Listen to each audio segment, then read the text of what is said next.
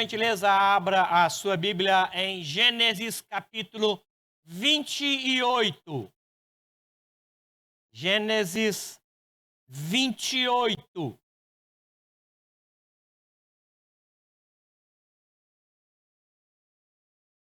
Gênesis 28, versículo 10.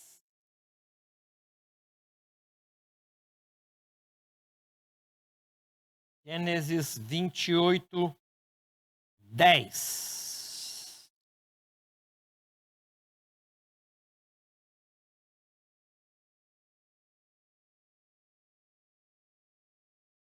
Queremos ler até o versículo 22, são 12 versículos. Diz assim, Gênesis 28, 10, até o final. Partiu Jacó de Berseba e seguiu para Harã. Tendo chegado a certo lugar, ali passou a noite, pois já era sol posto. Tomou uma das pedras do lugar, fê-la seu travesseiro e se deitou ali mesmo para dormir. E sonhou, eis posta na terra uma escada cujo topo atingia o céu, e os anjos de Deus subiam e desciam por ela. Perto dele estava o Senhor e lhe disse: Eu sou o Senhor, Deus de Abraão, teu pai, e Deus de Isaque. A terra em que agora estás deitado, eu te darei a ti e a tua descendência. A tua descendência será como o pó da terra. Estender-te-ás para o ocidente e para o oriente, para o norte e para o sul. Em ti e na tua descendência serão abençoadas todas as famílias da terra. Eis que estou contigo e te guardarei por onde quer que fores, e te farei voltar a esta terra, porque não te desampararei até cumprir eu aquilo que te hei referido. Despertado Jacó do seu sono, disse: Na verdade, o Senhor está neste lugar e eu não sabia. E temendo, disse: Quão temível é este lugar! É a casa de Deus, a porta dos céus. Tendo se levantado Jacó cedo, de madrugada, tomou a pedra que havia posto por travesseiro e a erigiu em coluna, sobre cujo topo entornou o azeite. E ao lugar, cidade, que outrora se chamava Luz, deu o nome de Betel.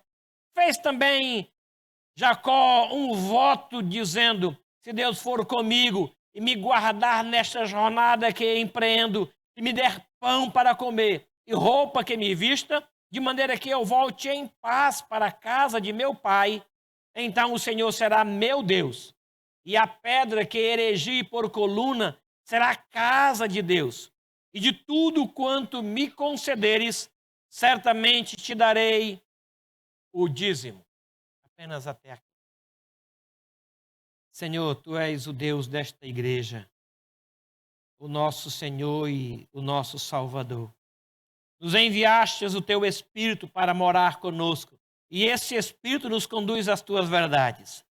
Agora, quando Tua palavra foi lida, queremos nos aquietar e permitir que o Teu Espírito, na exposição de Tua palavra, nos alimente e nos direcione, em nome de Jesus. Amém. Amém. O texto fala de uma situação criada fora da sua própria vontade, em que um homem sai do lugar A para o lugar B.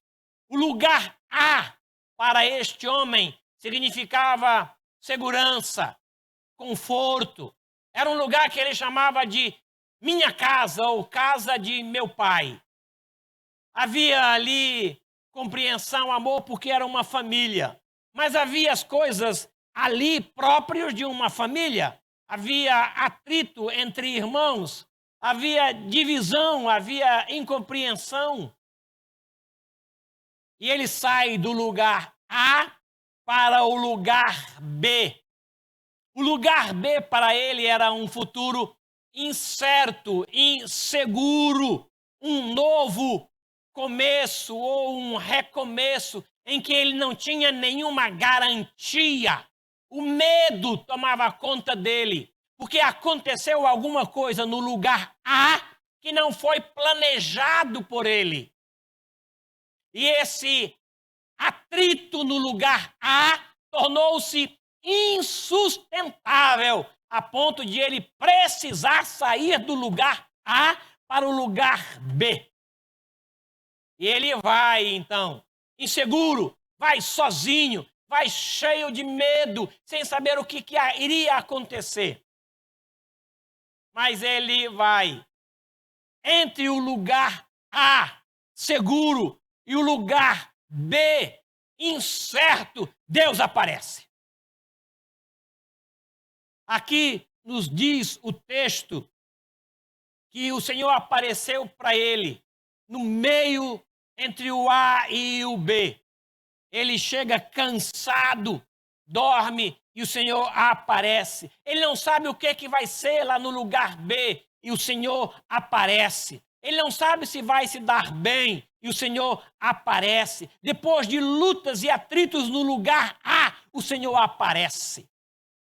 Ele não sabe o que ele espera e o Senhor aparece. Houve um atrito entre irmãos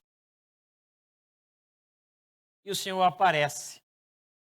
Ele preferiu fugir por conta da ameaça de morte. A sua mãe disse, vai. O seu pai disse, vai. E ele vai. E o Senhor então aparece no meio de um conflito interior, de ameaças de morte.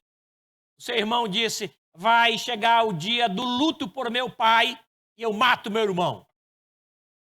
Ele falou isso para algumas pessoas. Ele disse consigo e deve ter falado para algumas pessoas e a mãe ouviu. E a mãe o chama e o envia para o lugar B. O pai sabe disso e o envia para o lugar B. E no meio disso o Senhor aparece.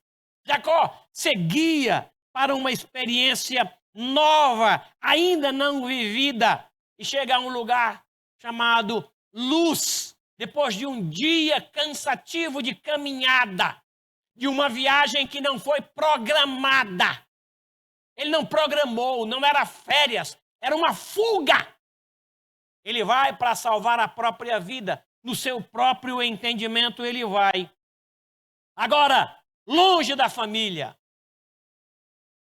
longe da segurança do seu lar, sem saber o que iria lhe acontecer, o Senhor aparece a ele.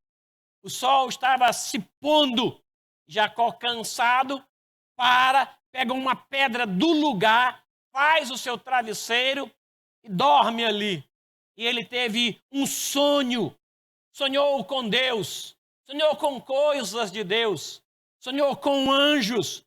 Sonhou com uma escada que saía da terra e atingia os céus. E ele viu anjos que subiam e desciam por esta escada. Não deveria ser uma escada estreita, era uma escada larga, porque anjos subiam e desciam. Esta visão deve ter sido extraordinária.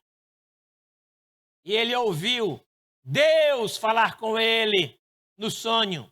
O Senhor estava perto dele, entre o lugar A e o lugar B, no meio dos seus conflitos, no meio da sua insegurança, depois de um atrito com o seu irmão. O Senhor aparece e fala a ele. Ele acorda e diz, na verdade, o Senhor está neste lugar e eu não sabia. Quão temível é este lugar. É a casa de Deus. É a porta dos céus. Levantou, pegou a pedra que ele colocou como travesseiro, levantou uma coluna, derramou azeite sobre ela e fez promessas. Fez uma oração e fez promessas. E mudou o lugar do nome de Luz para Betel.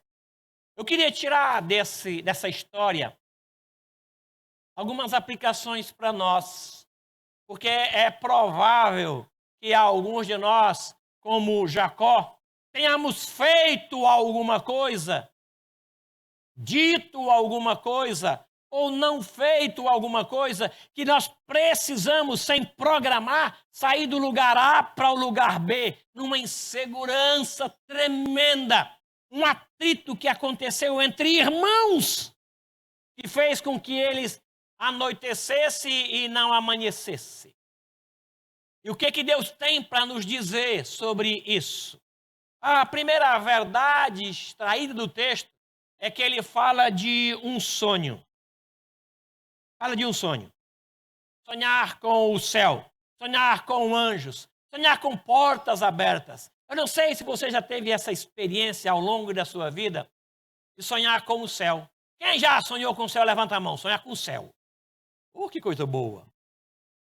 Quem já, durante um sonho, ouviu Deus dar um recado direto para você, com o seu nome e seu endereço? Que coisa boa. Gente, isso é bom demais. Você amanhece assim, renovado, se sentindo a pessoa mais amada da terra. Deus olhou para mim, ele viu o atrito entre eu e o meu irmão e entrou na minha realidade, dormindo, mas era o Senhor, não há dúvidas. O sonho que ele teve revigorou. Foi uma rica bênção que trouxe conforto, trouxe descanso, trouxe alívio e trouxe segurança acerca do futuro. O Senhor deu a ele a garantia. Ele viu o céu, ele viu anjos, ele ouviu Deus. Ele disse: é Betel, é a porta dos céus. Uma escada que saía daqui e tocava os céus. Imagina o tamanho dessa escada. E perto dele estava o Senhor, e o Senhor lhe falou. Esse texto fala sobre sonho. Já é interessante observar que Deus sabia da alma de Jacó, dos seus medos. Deus sabia dos seus receios, da insegurança que ele sentia. E Deus aparece exatamente ali para trazer a ele conforto, para redirecionar e para dizer: eu estou com você para onde você for e vou te trazer em segurança para a casa de teu pai. Meu Deus, o que ele queria mais?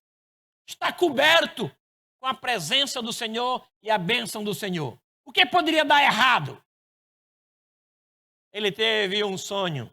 Esse texto fala de sonhos, de Deus que conhece a nossa realidade, que sabe das nossas angústias, sabe dos nossos medos e que aparece a nossa realidade pessoal, individual. Ele vai no meu endereço. Ele vai no meu DNA. Ele chama a mim pelo meu nome. Ele me conhece. Mas esse texto também fala de esperança lá na frente. Saindo daqui para cá, no meio o Senhor aparece, e no meio, em face aos seus medos e receios, o Senhor lhe garante o futuro. Fala de esperança. O coração apertado de Jacó, saindo da forma como saiu, diante de ameaças de morte do seu próprio irmão, um atrito que ele mesmo causou. E por conta disso, ele prefere fugir. É mais fácil fugir do que encarar a realidade na casa do pai diante do irmão. E ele então foge, mas ele foge receoso, com medo, para uma aventura longe. Uma viagem que ele não programou. Uma viagem que ele não projetou. Não era projeto. Porque quando você faz uma viagem planejada, você vai arrumando as coisas. Eu vou levar essa camisa, eu vou levar esse tênis, eu vou levar esse boné, eu vou levar isso aqui. Vai colocando, você vai programando. Em março, Manuel Coutinho vai fazer uma viagem de 90 dias. Eu acredito que não ele, mas a Ana Lúcia, precavida como é, já separou as meias, já separou as roupas, os remédios. Ele está arrumando ali, como o Roberto e a Laí fizeram. Vai arrumando o que vai levar. Isso aqui eu vou levar, isso aqui eu não vou levar. Programada a viagem. Essa aqui não foi. Ele anoiteceu e não amanheceu. E ele está fugindo É uma viagem corrida, não programada, para longe. Por mais incerto que seja o futuro, Deus está lá.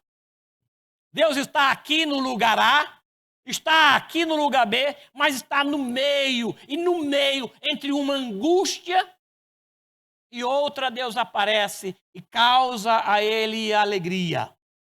Deus aparece para ele e lhe garante provisão, proteção e retorno em paz para a casa do Pai. Que Deus fabuloso! O medo foi superado pela palavra do Senhor. Deus está e proporciona a ele paz. O Senhor estava ali, embora ele não soubesse. Por mais inseguro que fosse o futuro, por mais incerto que fosse o futuro, no meio, o Senhor aparece e diz: eu estou contigo por onde quer que você for. Estou contigo. Estou contigo todos os dias até a consumação. Estou contigo. Não te deixarei só. Eu vou trazer você de volta à casa do seu pai. Jesus prometeu isso para nós também. Eu não sei o que vai acontecer daqui a 1 ano. Aliás, eu não sei o que vai acontecer daqui a 10 meses. É incerto, é inseguro. Eu não sei o que vai acontecer daqui a 1 mês. Eu não sei o que vai acontecer amanhã. Não sei. Mas eu sei que o Senhor está comigo porque Ele prometeu. Isso deve ser suficiente para acalmar o meu coração. Eu não sei se eu estou saindo do lugar A para o lugar B por atrito com os meus irmãos. Se é uma fuga ou uma viagem planejada, mas tanto uma coisa como a outra, o Senhor está comigo todos os dias, porque Ele prometeu. Esse texto fala da segurança que eu venho a ter, não pelo que eu fiz, mas pelo que Ele prometeu, pelo que Ele é e pelo que Ele fez. Estou contigo todos os dias. Eis que estou contigo e te guardarei por onde quer que fores e te farei voltar a esta terra, porque não te desampararei até cumprir eu aquilo que hei referido. Esse sonho, esse texto, essa esperança veio ao Senhor. Mas esse texto fala também de Betel. Deus sabia o que se passava na alma de Jacó. E vem a ele. Sabia que o futuro para ele era inseguro e incerto e profundamente temeroso. Ele não conhece ninguém de lá, nunca esteve naquele lugar. Ele está indo para lá e o Senhor aparece a ele. Por mais atrito que tenha havido entre ele e o seu irmão, o Senhor aparece a ele. Por mais que ele queira fugir, o Senhor aparece a ele. E esse texto fala também de transformar o lugar em que você está em Betel. O lugar em que Deus está é a casa de Deus. O chão em que Deus se revela, ele torna-se reverenciado. É solo sagrado por causa do Senhor. Mas não é um lugar fixo. Betel não é um lugar fixo em detrimento de outro lugar. Não. Betel é onde Deus está. É onde Deus se revela.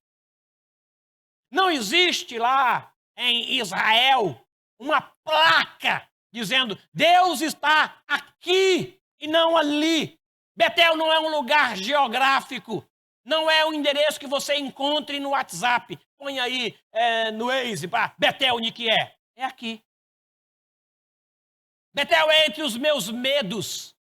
A casa de Deus, onde existe uma escada do chão até o céu, onde Deus está presente, é qualquer lugar. É aqui, é domingo, é quinta-feira, é lá no litoral norte,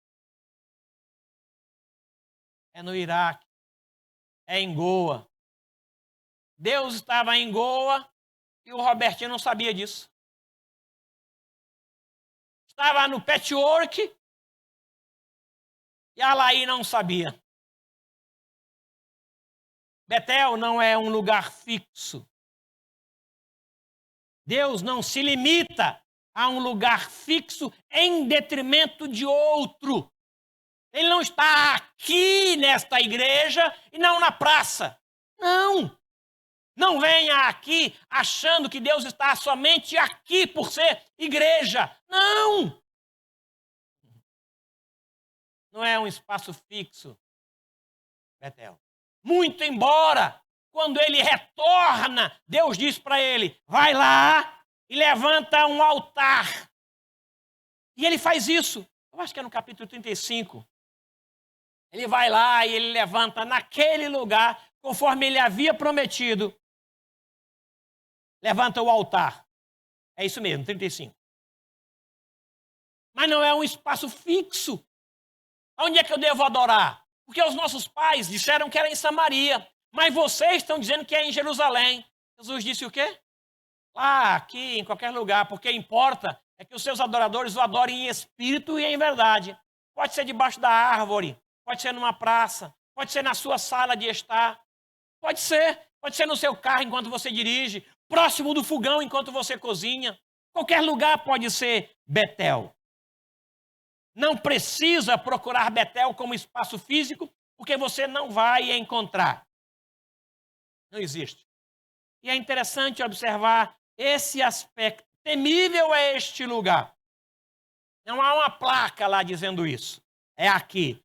Pode ter se revelado lá, mas Betel é um relacionamento pessoal com Deus. É um contato direto com Deus. Que pode ser na escola dominical, pode ser no culto, pode ser em qualquer lugar. Todo lugar pode ser Betel. Qualquer lugar pode ser Betel. Para o encontro com Deus, você entra no seu quarto, fecha a porta e diz, Pai Nosso. Ele se apresenta. Entenderam? Eu queria tirar algumas lições para nós destas 3 verdades que o texto fala. Lugar temível é onde Deus está. É onde ele se revela. Betel, portanto, é aqui agora. Expressões pessoais do encontro com o Senhor. Primeira verdade que eu queria tirar para nós. Eu queria que você acreditasse que Deus está aqui. Não por ser igreja. Não. Onde estiverem 2 ou 3 reunidos em meu nome, eu estarei. Daqui a pouco você vai para casa e a sua casa vai ser igreja. Agora não é, não tem ninguém lá. Mas vocês vão se sentar à mesa e aquilo é Betel. Vocês vão orar e vão agradecer e aquilo é Betel. Vocês vão se levantar e depois vão descansar, fazer a cesta e aquilo é Betel. Eu preciso entender isso. O Senhor Jesus prometeu, estarei convosco todos os dias até a consumação. Não vos deixarei órfãos. Enviarei o Espírito Consolador, que vai habitar em vós. Então você, aonde estiver, estar com o Senhor é Betel. O que você for fazer. Segunda realidade presente nesse texto aqui é que para ser Betel, eu preciso buscar ao Senhor de todo o meu coração. É interessante que quando a samaritana perguntou a Jesus onde deveria adorar, se teria que ser lá em Samaria ou em Jerusalém, o Senhor disse que em qualquer lugar, contanto que o que se vá fazer, faça-se de todo o seu coração. Não é uma brincadeira. Não, não é. Eu tenho que levar a sério. Hora do culto é diferente. O lugar do culto é diferente. A postura para o culto é diferente. É diferente. Por respeito a Deus e por respeito a vocês. Quando eu faço culto lá em casa, doméstico, eu não ponho o terno. Não há necessidade.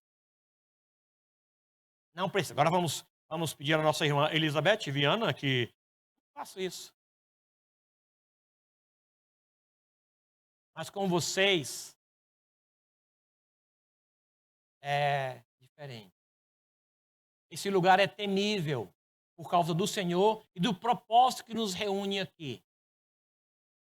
Por conta disso, quão temível é este lugar. Porque Deus estava ali. Era um trabalho de culto. Houve revelações, houve direcionamento, redirecionamento, houve paz no coração dele. O Senhor tirou os medos, mas ele sabia que iria voltar. Jacó sabia que iria voltar. E as pendências do lugar A teriam que ser tratadas. E eu vou repetir isso. Nós estamos no ano de comunhão. As pendências do lugar A precisam ser tratadas.